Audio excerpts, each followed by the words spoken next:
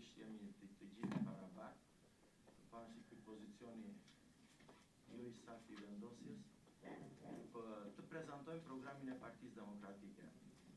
Programi e Partisë Demokratike për zgjedhjet e 11 maj 2025 ne prezantojmë përpara jush të nderuar qytetarë vlonjat, intelektual të Vlorës, simpatizant dhe antar të Partisë Demokratike dhe forcave të tjera të djatha, me një qëllim të vetëm që këtë program ne do ta përcjellim tek qytetarët vlonjat në të gjitha format e mundshme. Ne përsollëm në takimin e hapjes, ku prezantuam kandidatët, dhamë ato piketat kryesore të programit. Në takimet e tjera prezantuese që kemi bërë me kandidatët e veçantë, po sot ne i mëshojmë dhe i kushtojmë një rëndësi të veçantë prezantimit përpara jush. Secili kandidat për deputet i koalicionit dhe drejtuesit e PD-s do prezantojnë çështje të caktuara së bashku dhe me të nderuarin zotin Ylli Aslani, sekretar për çështjet e pushtetit vendor në Partinë Demokratike. Unë do bëj një prezantim të përgjithshëm dhe natyrisht do përpiqem ta shkurtoj që të krijoj mundësi të gjithë kolegëve të vazhdojnë prezantimin për fushat të veçanta. Siç e kemi tekstuar dhe më përpara, tre janë ato shtyllat kryesore në të cilat mbështetet suksesi një fushate elektorale. E para ka të bëjë me aleancën që krijohet, dhe ne kemi krijuar një aleancë me mbi 20 parti, e udhëhequr nga Partia Demokratike, Aleanca për Shqipëri Madhështore. E dyta ka të bëjë me ekipin e kandidatëve, një ekip që në qarkun e Vlorës është mirëpritur në të gjitha ato grupimet të mbështetëse të Partisë Demokratike dhe përbërëse të Partisë Demokratike dhe të partive të tjera aleate të Partisë Demokratike, dhe e treta ka të bëjë me programin. Programi sot është shumë i rëndësishëm sepse dhe demagogjia dhe propaganda e Ramës mbështetet në një fakt të vetëm.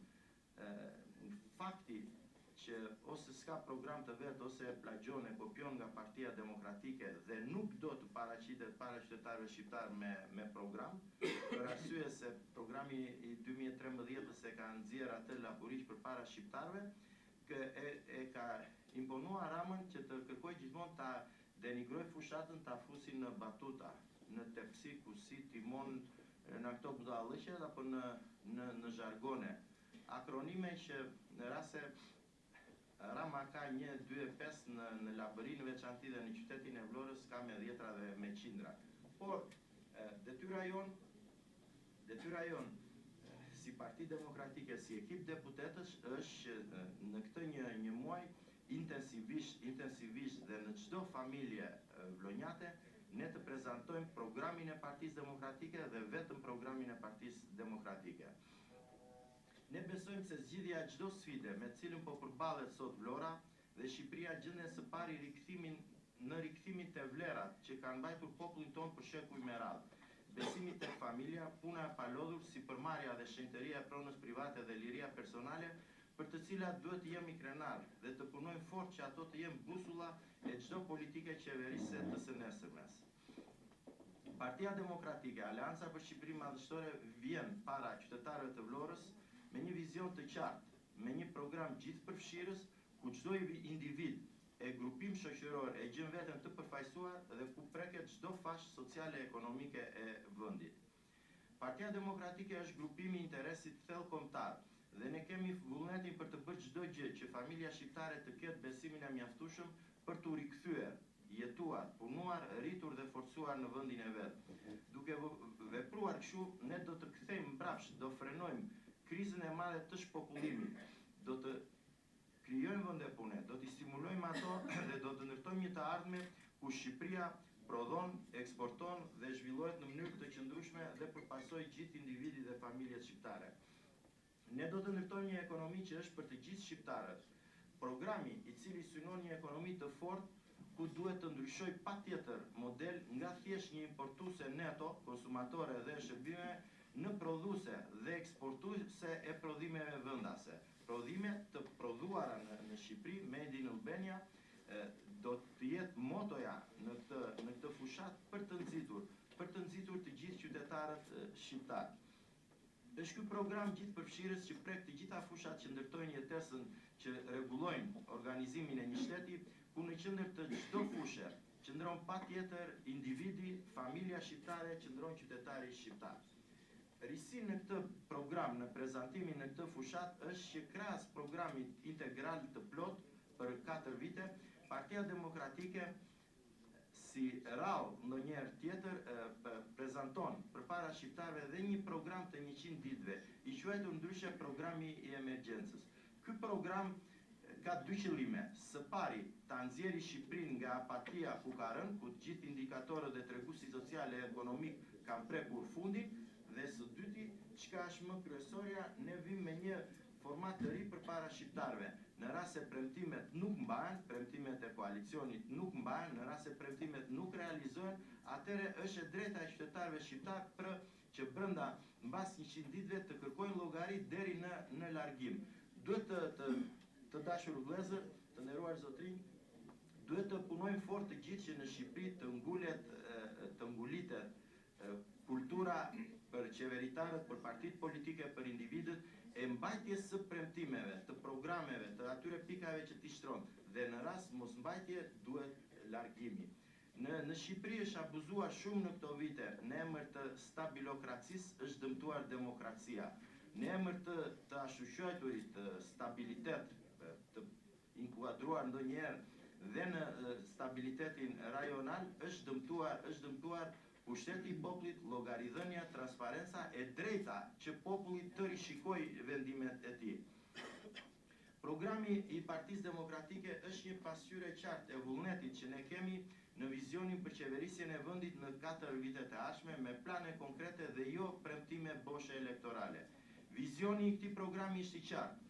Nxjerrja e Shqipërisë nga vdekja klinike që i ka shkaktuar keq qeverisja e sektit në pushtet, ku për 12 vite ekonomia është centralizuar në një grush njerëzish, që populli rëndom tani i emërton oligark, ndërsa vendi ka kaluar hemorragji më të madhe në historinë e vet. Hemorragjia e shpopullimit e largimit të 1.1 milion qytetarëve, vëllezërve dhe motrave tona. Programi ynë është ndërtuar mbi ato politika që janë provuar vazhdimisht dhe në vende të ndryshme të ngjashme me Shqipërinë që funksionojnë, kudo ku ato janë zbatuar. Ulja e taksave, reduktimi i burokracisë dhe ndërhyrjes arbitrare të shtetit tek qytetari shqiptar, fuqizimi i familjes dhe çlirimi i potencialit ekonomik të vendit tonë. Ne kemi nevojë për më pak varësi nga shteti dhe më shumë përqendrim tek individi dhe familja. Programi i Partisë Demokratike për ndryshimin që vendi meriton fillon jo më kot me vendosjen e minimumit jetik për çdo qytetar me 200 euro, duke shndruar atë zhvendosjen e qendrës së rëndesës të politikave të Shqipërisë drejt shtresave të dobta, drejt shtresave të varfra, drejt shtresave që rrezikojnë të bjerë në varfëri dhe drejt biznesit të vogël, të mesëm dhe atij biznes të madh që nuk është molepsur nga ky korrupsioni galopant i rilindjes. Njëherë me minimumin jetik ne theksojmë dhe do të theksojmë gjithmonë që nuk do ketë pension nën 200 euro. Dhe kjo është shumë e nevojshme, sidomos për ata, për të gjithë bashkëqytetarët tanë që vitet e punës së tyre i kanë në ish kooperativat bujqësore. Ne themi rrogën minimale 500 euro, rrogën mesatare 1200 euro.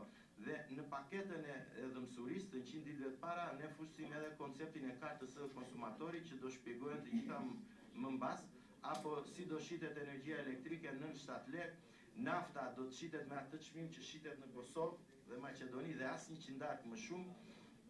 Made in Albania është krenaria jonë, garantojnë fermerët se do të kenë subvencione për çdo njësi prodhimi, për çdo fidan, për çdo kokë bagtim, dhe do të bëjmë gjithçka që t'u kompensojmë prodhuesve, eksportuesve dëmin që po u krijon kursi i këmbimit.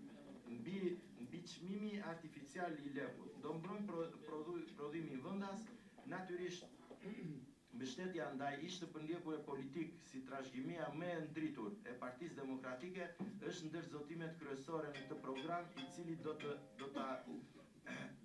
ta përmbylli procesin e dëmshpërblimit, një proces i drejt ligjor kushtetues, një proces i cili ka zgjatur te çdo afati të mundshëm.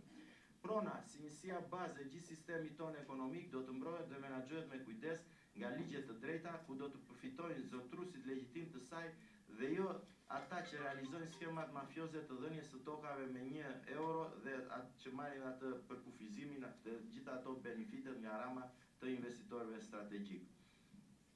Reforma jonë në sektorin kulturor do mbështetet në tri shtylla kryesore: decentralizim, transparencë dhe meritokraci. Për më tepër, prioritetet e kulturës përfshin mbështetje për sektorët e industrisë krijuese si libri, filmi, teatri dhe arti pamor, si dhe mbrojtjen dhe promovimin e trashëgimisë kulturore. Përmes reformave, ne synojmë të dyfishojmë buxhetin për kulturën, duke rritur atë nga 0.4% në 1% të produktit të brendshëm bruto, si dhe të inkurajojmë investimet private dhe mbështetje për sektorin e arteve. Siguria. Me një qasje të fortë do të garantohet siguria dhe rendi. Do të ndërtojmë një shtet ligjor që mbron kufijtë tanë nga narkotrafiku, kontrabanda dhe emigracioni pa lishëm. Arsimi.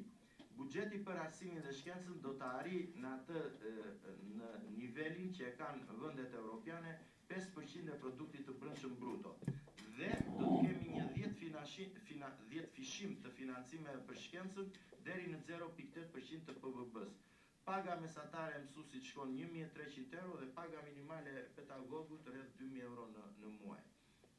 Brenda 2 viteve të para, infrastrukturë e plot digjitale për çdo shkollë dhe universitet publik. Arsim gjithëpërfshirës për zhvillimin e zonave rurale, të dizavantazhuara dhe të shpopulluara. Kjo është shumë e rëndësishme ta theksojmë, pasi edhe ata që nuk kanë shqetësimin nga zëmra kur vizitojnë fshatrat e lumit të Vlorës e shikojnë se si këto zona janë të dizavantazhuara, të shpopulluara dhe një nga arsyet që i ka sjellë në këtë gjendje është dhe mungesa e suportit për arsimin. Kemi medjetra, shkolla të mbyllura, shkolla nëntëvjeçare, shkolla të mesme, për mos të folur pasaj për sistemin e arsimit parashkollor. Bujqësia. Dyfishimi i buxhetit për bujqësinë nga 1.7% në 3.5% të buxhetit të shtetit dhe 5 fishimi i fondit të subvencioneve për çdo krer bakti, për çdo fidan e tjera, duke kaluar nga 31 milion euro që është sot në mbi 200 milion euro. Subvencione të drejtë për drejta dhe pa burokraci. Mbështetje për njësi prodhimi dhe aty ku është e nevojshme për krer dhe sipërfaqe. Tatimi i drejtë. Ne do barazojmë TVSH në shitje me atë në blerje duke rritur fitimin për fermerët dhe duke nxitur tregun e brendshëm. Ky është një nga operacionet më të pista që ka bërë qeveria Rama në këto 10 vite dhe në veçanti ka 4 vite që los pipong, sikur gjasme duan ta rregullojnë, por nuk e rregullokan dot. Pyet kullota dhe natyra. Programi PD-s ka një qendër të vëmendjes mbështetjen e popullatës lokale për menaxhimin e burimeve natyrore në mënyrë të qëndrueshme dhe shumë funksionale, përmes sigurimit të drejtave të përdorimit dhe pronësisë të përdoruesve tradicional, pa cënuar vlerat dhe funksionet e saj me qëllim rritjen e këtyre vlerave nga punësimi për të sigurimit të ardhurave dhe garantimi për brezat e ardhshëm, jo më pak pasuri natyrore se neve na kanë lënë para ardhësit tanë. Territori. Reforma e planifikimit dhe zhvillimit territorial do të sigurojë mbrojtjen e mjedisit natyror dhe pronësisë publike të tokës nga grabitja dhe dëmtimi, si pasojë e korrupsionit dhe papërgjegjshmërisë së qeverisjes, zhvillimin hapësinor, territorial dhe urban mbështetur në instrumenta planifikimi të artuara dhe miratuara në procese demokratike dhe gjithëpërfshirëse, e palëve të interesuara dhe qytetarëve, lehtësimin e procedurave të lejedhënies për zhvillimin ndërtimor dhe të adresoj çështjet e padrejtësisë së thellë në zhvillimin e pronësisë private në qytete dhe territore të tjera të rëndësisë kombëtare. Sporti, një program ambicios i cili synon të tejkalojë termin argëtues të sportit duke ridimensionuar vlerat edukuese, rëndësinë në mirëqenien fizike dhe mendore, impaktin për një shoqëri gjithëpërfshirëse, bashkëpunuese dhe padyshim dimensionin ekonomik të sportit si industri.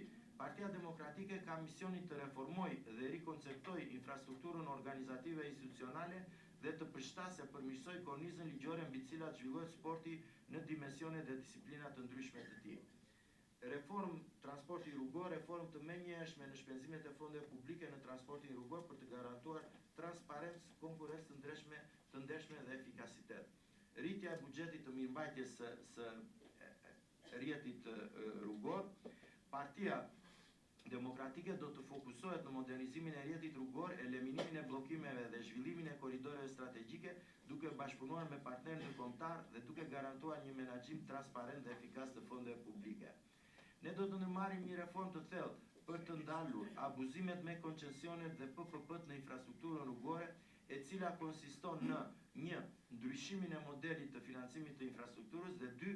Krijimin e njësisë së monitorimit të koncesioneve dhe PPP-ve, krijimi i një database të hapur për gjitha kontratat koncesionare dhe të prokurimit publik, ku çdo qytetar mund të monitorojë kontratat, ofertat dhe fondet e alokuara, rishikimin dhe auditimin e të gjitha kontratave, heqja e barierave dhe tarifave të padrejta, heqja atyre trarve që po vijnë edhe ushtojnë çdo ditë shqiptarëve në rrugë.